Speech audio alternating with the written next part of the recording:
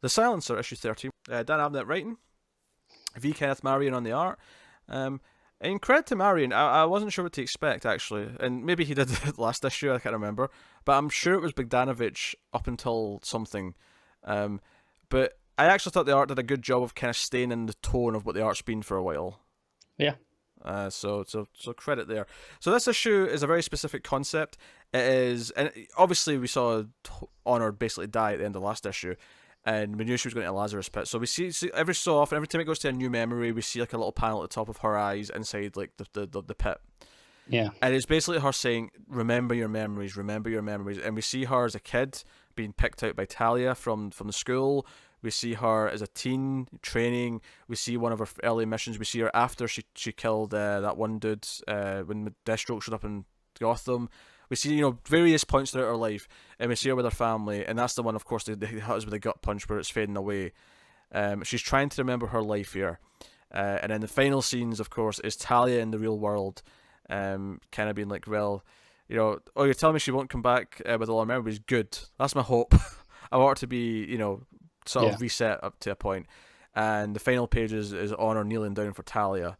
And it's like, oh dear. So obviously we're going to get a plot here where she's going to gradually get her memories back. And it's going to be a great moment when she remembers who she is and goes full Silencer. Do you know what I liked about this issue? Is I liked that it showed us a lot of Talia through these stages, which I liked, and how she's kind of like dealt with. Because I liked the moment where Talia says, okay, we're going to actually like go quiet for a few years because Leviathan's getting out of hand. And she kind of like almost proposes to, not for marriage, but she proposes an idea to Honor. She's like, a way to get a drink. She's like, oh, maybe we could go somewhere together and hide out. Like, she actually cares about her in some way. She feels a bond with her. And she gets back to the couch and Honor's just gone, even though she was bleeding all over it like seconds ago. Yeah. I really like that moment. Did you like the issue? I've been talking kind of up. I felt it was super expositioning. Like, I get the point of, oh, she's losing these memories, so it has a purpose. But a lot of it felt like it felt like a flashback. It felt verging on prequel-y, sort of in concept of, I don't know how much of this I really needed to see. I don't know. A lot of it felt that way for me. Where I mean, it's just fine, but I didn't really need to see any of this. I got a lot of context throughout the past 12 issues of the book of what her life had been. I'd got the idea that she was orphan. Talia had brought her up, and that she was really close, and they'd gone through all this stuff. The Leviathan. I'd kind of got all that in context. So this felt like a bit of a exposition rehash.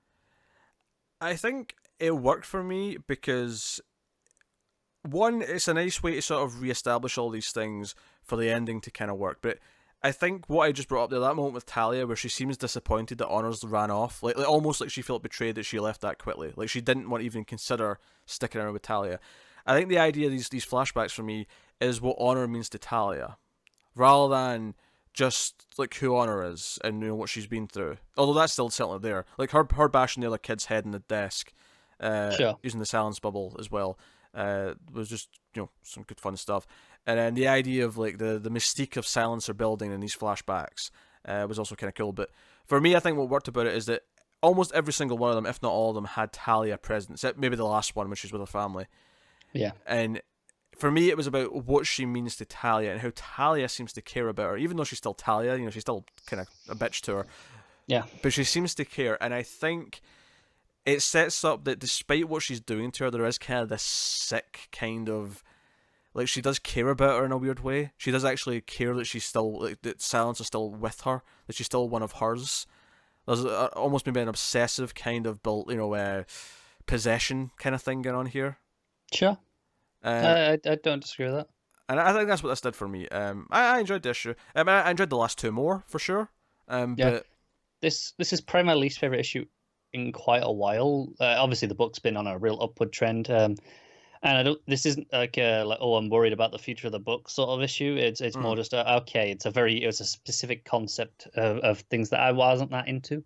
Yeah. Like the art though, there's that one of the fight sequences. It's the whole page of silence one is fantastic in particular. Yeah, really good. What this says to me actually is like her husband and kid are going to think she's dead for a while probably because she's probably going to go back home right now. Yeah, I ca- I would assume we don't see them for a little while. she's either going to like eventually get a glimpse of a memory and go and seek them out, or we might even get some sort of coincidental thing where It she's starts again. she's working near them or Yeah, okay. something, and she'll see one of them, and it'll trigger a memory. You know, like I don't know which way it'll be round, but probably one of those. Yeah, makes sense. And Talia has just not aged at all in like 25 years, has No, she? she's not. She's really not. I guess I'll take it as that. I mean, she has aged, but comic art's not very good at showing the difference between a 20-year-old and a 45-year-old. So, I mean, sure. I mean, I don't know.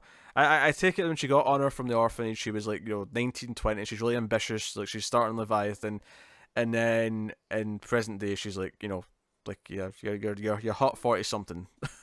Sure, Year she old. looks pretty much exactly the same. Sure. What do you want me to tell you? I don't know. I just wanted to acknowledge. I mean, That's going weird. going from comic book timelines here, Batman's supposed to have had all the Robins in like the space of 5 years, which does not Yeah, make and any we sense. question that all the time. Yeah, So it's only fair to question this. yeah. Talia should have been pregnant in one of these flashbacks, just for the like, oh, this is where it took place in the timeline. Damien's in there. Yeah, Damien's in the oven. it's fine. We know Damien was growing the tube. She didn't carry him herself. Sure. But yeah, so that was Silence of 13. Nah, I enjoy. What are you giving it? I give it like a 5.5. That seems harsh, but okay. It's fine. And I like some of the art, but it just didn't do much for me this issue. Not at all. Yeah, I'm going with an 8. I actually quite like this. So No, fair enough. I mean, there you go. Matt gave it a 7, so he's kind of closer to me, but But a Matt 7 is closer to like my 5.5.